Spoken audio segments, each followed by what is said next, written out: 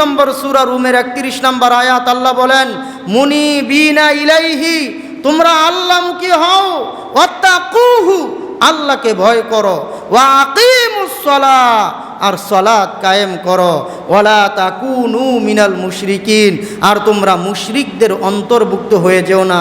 সালাত ছেড়ে দিয়ে, সালাত আদায় না করে তোমরা মুশরিকদের অন্তর্ভুক্ত হয়ে যেও না।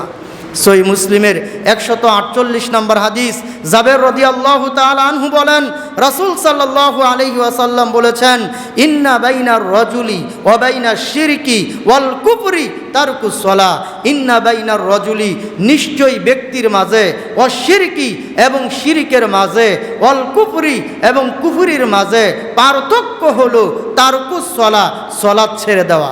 তার মানে হলো, যে ব্যক্তি সালাত ছেড়ে দিল সে আল্লাহর সাথে শিরিক করলো, যে সালাত ছেড়ে দিল সে আল্লাহর সাথে শিরিক করলো, আর যে আল্লাহর সাথে শিরিক করলো সে মুশরিক হয়ে গেল। যে ব্যক্তি সালাত ছেড়ে দিল সে আল্লাহর সাথে কুফরি করলো, আর যে ব্যক্তি আল্লাহর সাথে কুফরি করলো সে কাফির হয়ে গেল। সহিহ তিরমিজির 2620 নম্বর হাদিস, আল্লাহর নবী বলেন, বাইনাল আবদি ওয়া বাইনাল কুফরি তারকুস সালাহ, আল্লাহর বান্দা মুমিন আর কাফিরের মধ্যে পার্থক্য হলো সালাত। যে ব্যক্তি সালাত আদায় করে সে হলো মুমিন, আর যে ব্যক্তি সালাত আদায় করে না সে হলো কাফের। আমার ভাইয়েরা লক্ষ্য করেন, একজন মুসলমানদের শরীরের মধ্যে যা আছে অমুসলিমদের শরীরের মধ্যে তাই আছে।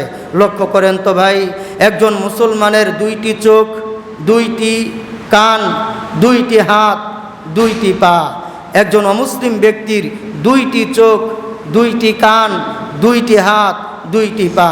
একজন মুসলিম ব্যক্তির 1টি মাথা, 1টি মুখ, 1টি নাক, 1টি থুতনি, 1টি কপাল, 1টি পেট, 1টি পিঠ। একজন অমুসলিম ব্যক্তির 1টি মাথা, 1টি কপাল, 1টি নাক, 1টি থুতনি, 1টি পেট, 1টি পিঠ।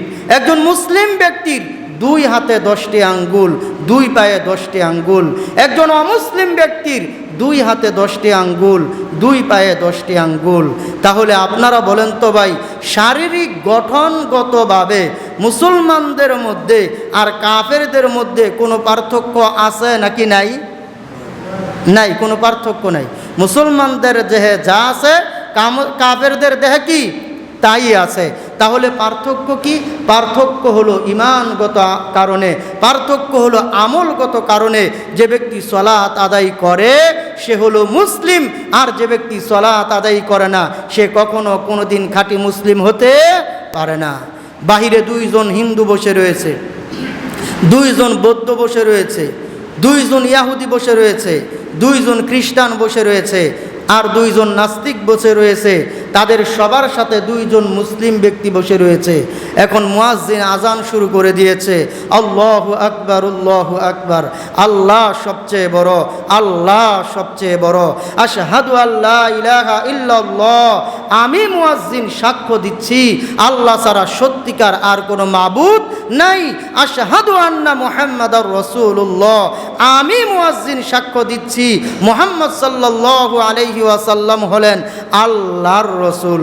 তোমরাও যদি বিশ্বাস করো যে আল্লাহ সবচেয়ে বড়, তোমরা যদি সাক্ষ্য দাও যে আল্লাহ ছাড়া সত্যিকার কোনো মাবুদ নাই, তোমরা যদি সাক্ষ্য দাও যে মুহাম্মদ সাল্লাল্লাহু আলাইহি ওয়াসাল্লাম হলেন আল্লাহর রসুল, হাইয়া আলাস সালাহ, তাহলে সালাত আদায় করার জন্য মসজিদে চলে আসো। সবাই প্রশ্ন করতে পারে, মুয়াজ্জিন সাহেব মসজিদে এসে সালাত আদায় করলে কি হবে? মুয়াজ্জিন পরের বাক্যে বলে, হাইয়া আলাল ফালাহ, তুমি যদি সালাত আদায় করো তাহলে মহান আল্লাহ দুনিয়া এবং আখিরাত উভয় জগতে তোমাকে সফলতা দান করবেন। বলি সুবহানাল্লাহ। মুয়াজ্জিন আজানের শেষে আবার বলে, আল্লাহু আকবার, আল্লাহু আকবার, লা ইলাহা ইল্লাল্লাহ, আল্লাহ সবচেয়ে বড়, আল্লাহ সবচেয়ে বড়, আল্লাহ ছাড়া সত্যিকার আর কোনো মাবুদ নাই। ওহে আমার ভাইরা, এই আজান শোনার পর বাহিরের হিন্দু তারা 2 জন বসে রইল, বাহিরের দুইজন বৌদ্ধ তারা বসে রইল, দুইজন ইহুদি তারাও বসে রইল, দুইজন খ্রিস্টান তারাও বসে রইল, দুইজন নাস্তিক তারাও বসে রইল। তাদের সবার সাথে দুইজন যে মুসলিম যুবক ছিল অথবা দুইজন যে মুসলিম মুরব্বী ছিল তারাও বসে রইল। এই আজান শোনার পর তারা সবাই যে বসে রইল, আপনারা বলেন এই দুইজন হিন্দুর মধ্যে, দুইজন বৌদ্ধের মধ্যে, দুইজন ইয়াহুদির মধ্যে, দুইজন খ্রিস্টানদের মধ্যে, দুইজন নাস্তিকের মধ্যে আর এই দুইজন নামদারি মুসলিমের মধ্যে পার্থক্য কোথায়? আজান শোনার পর কোন দুইজনের মসজিদে আসার কথা ছিল ভাই? মুসলিম দুইজনের মসজিদে আসার কথা ছিল, কই তারা তো আসলো না। তাহলে অমুসলিমদের মধ্যে এই দুইজন মুসলিমের মধ্যে পার্থক্য কোথায়? মসজিদের মুয়াজ্জিন তো হিন্দুর জন্য আজান দেয় নাই, বৌদ্ধর জন্য আজান দেয় নাই, ইয়াহুদির জন্য আজান দেয় নাই, খ্রিস্টানের জন্য আজান দেয় নাই, নাস্তিকের জন্য আজান দেয় নাই, শুধুমাত্র মুসলিমের জন্যই আজান দিয়েছে। যে মুসলিম আজান শোনার পরেও অমুসলিমদের সাথে বসে রয়েছে, হেলায় খেলায় সলাৎ পরিত্যাগ করেছে, দিনের পর দিন, সপ্তাহের পর সপ্তাহ, মাসের পর মাস আর বছরের পর বছর, ওই নামদারি মুসলিমের মধ্যে আর অমুসলিমদের মধ্যে তেমন কোনো পার্থক্য নাই। সম্মানিত উপস্থিতি, আমার আলোচনার একবারে শেষ দিকে লক্ষ্য করেন আপনারা, আল্লাহ সুবহানাহু ওয়া তাআলা যখন আদম আলাইহিস সালামকে সিজদা করার জন্য আদেশ করেছিলেন সমস্ত ফেরেশতাদেরকে, সমস্ত ফেরেশতারাই ওই সময় সিজদা করেছিলেন, একমাত্র ইবলিস সিজদা করে নাই।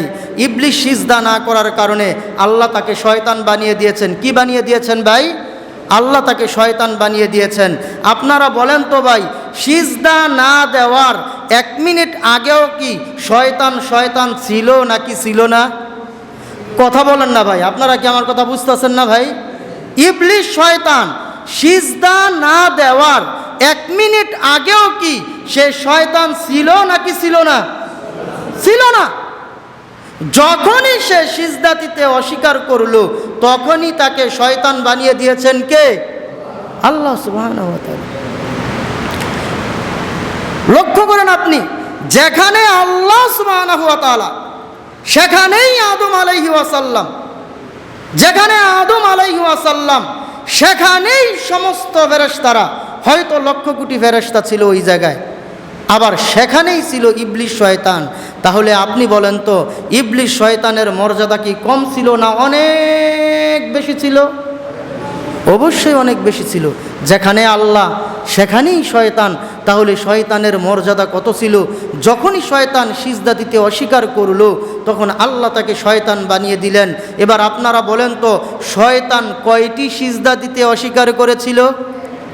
মাত্র একটি সিজদা দিতে অস্বীকার করেছিল।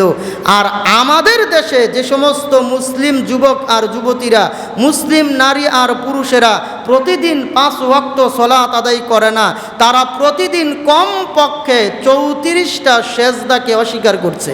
কিভাবে? একজন মুসলিমের উপর প্রতিদিন 5 ওয়াক্ত সলাত ফরজ, আর এই 5 ওয়াক্ত সলাতের মধ্যে 17 রাকাত সলাত হলো ফরজ সলাত। যেমন ফজরের 2 রাকাত হলো ফরজ সলাত, জোহরের 4 রাকাত হলো ফরজ সলাত 6 রাকাত, আসরের 4 রাকাত হলো ফরজ সলাত 10 রাকাত, মাগরিবের 3 রাকাত হলো ফরজ সলাত 13 রাকাত, এশারের 4 রাকাত হলো ফরজ সলাত 17 রাকাত, 17 রাকাত হলো ফরজ সলাত।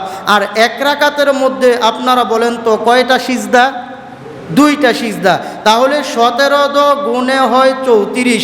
যে ব্যক্তি প্রতিদিন 5 ওয়াক্ত সালাত আদায় করে না, সে প্রতিদিন কমপক্ষে আল্লাহকে 34টি সিজদা দিচ্ছে না।